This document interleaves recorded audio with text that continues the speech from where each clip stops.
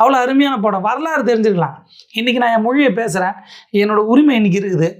அதுக்கு யாரெல்லாம் போராடி இருக்கா, அப்போ ஆட்சியில் யார் இருந்தா, யாரோட ஆட்சிக்கு அப்புறம் அது மாறிச்சு, இன்றைக்கி நான் இந்த நிலைமையில் இருக்கிறேன்னா அது யாரெல்லாம் காரணம், அதுக்கு ஒரு உதாரணமாக இந்த படம் இருக்கும். இந்த படம் சில விஷயத்தை நமக்கு சொல்லிக் கொடுக்கும்.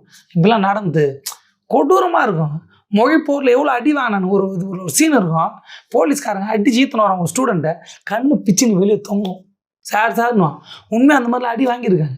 நமக்காக இன்றைக்கி நம்ம இப்படி நல்லா பேசுகிறோம், நல்லா உட்காந்துக்கிறோம், இப்படி ஒரு வீடியோ போகிறோன்னா எவனோ எங்கேயோ தியாகம் பண்ணியிருக்கான். அவன் வாழ்க்கையை, அவன் நேரத்தை, அவன் காலை, அவன் கையை, அவன் உடமையை, அவன் கண்ணை, மூக்கை எவனோ தியாகம் பண்ணியிருக்கான். பல பேர் செத்துருக்கான்.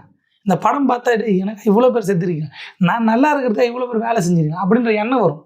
அது நமக்கு எல்லாருக்கும் தெரியணும். இந்த படம் மூலிமா இனிமேல் எல்லாருக்கும் தெரிய வரும். இந்த மாதிரி படங்கள் தொடர்ச்சியாக வந்துட்டு இருக்கணும். இந்த ஒரு ஐடியா எடுத்து இதை ஒரு படமாக்கணும். இதில் இவங்களாம் நடிக்க வைக்கணும். அதுக்கு அந்த நடிகர்கள் ஒத்துக்கணும். ஜெயம் ரவி வில்லனாக நடிக்கிறேன், இப்படி ஒரு கதையா, இந்த கதைக்கு ஒரு வில்லன் தேவையா, நான் நடிக்கிறேன், அந்த வில்லன் கேரக்டரை நான் ஜஸ்டிஃபை பண்ணுறேன்னு கலைக்கு இருப்பான் மனுஷன். எல்லாரையும் பாராட்டுறதை விட ஜெயம் ரவி ஒரு படி மேலே பாராட்டணும். சூப்பராக நடிச்சிருப்பாரு.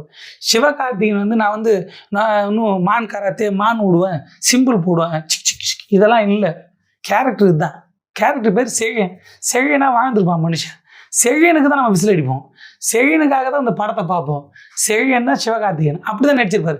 சிவகார்த்தி இந்தமாதிரி தொடர்ச்சியாக இந்தமாதிரி படங்கள் தான் நடிக்கணும். இன்னும் மான் கராத்தே, பேன் கராத்தே, நான் போய் சண்டை போடுவேன், எல்லாரும் அடித்து துவம்சம் பண்ணுவேன், நான் யார் தெரியுமா, நான் சூப்பர்மேன், சூப்பராக பண்ணுவேன், கேசரி கிண்டுவேன், இதெல்லாம் இப்படி ஒரு படங்கள்.